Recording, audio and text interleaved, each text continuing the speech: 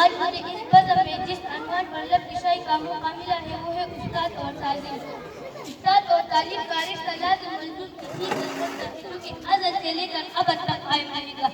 جسی طرح خدا کی اس دھرتی پر بغیر ڈرائیور کی گاڑی نہیں چلائی جا سکتی، بالکل اسی طرح تعلیم کا پرچہ استاد کے محض منت ہے۔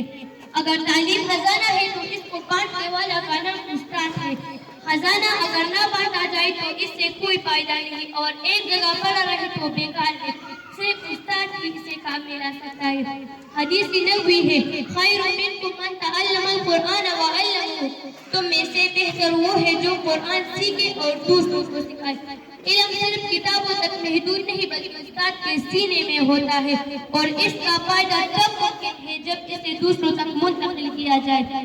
اگر علم روشنی ہے تو استاد چراغ کے مانند ہے، اگر علم سیاہی ہے تو استاد قلم کا کام دیتا ہے۔ دونوں ایک دوسرے کے لیے لازم ملزوم ہے، ایک کے بغیر دوسرا بیکار اور نہ ہونے کے برابر ہے۔ حدیث شریف ہے، العلم فریضۃ علی کل مسلم و مسلمۃ، علم حاصل کرنا ہر مسلمان مرد عورت پر فرض ہے۔ اور علم کا حصول تب ممکن ہے جب اسے سکھانے والا استاد موجود ہو۔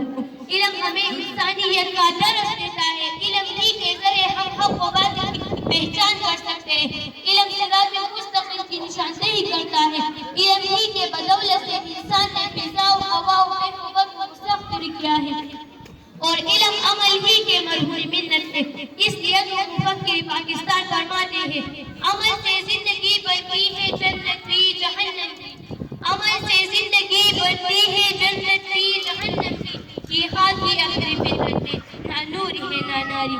یہ تعلیم و تربیت ہی کا نتیجہ ہے جس نے انسان کو دوسرے مخلوق سے ممتاز بنا دیا ہے، اور یہ سب تب ممکن ہے جب ہمیں ایک فرشتہ صرف استاد مل جائے جس کا دل نہ صرف علم کی نور سے منور ہو بلکہ دوسروں کو سکھانے کا گر بھی جانتا ہو، اور یہ سب کچھ تب ممکن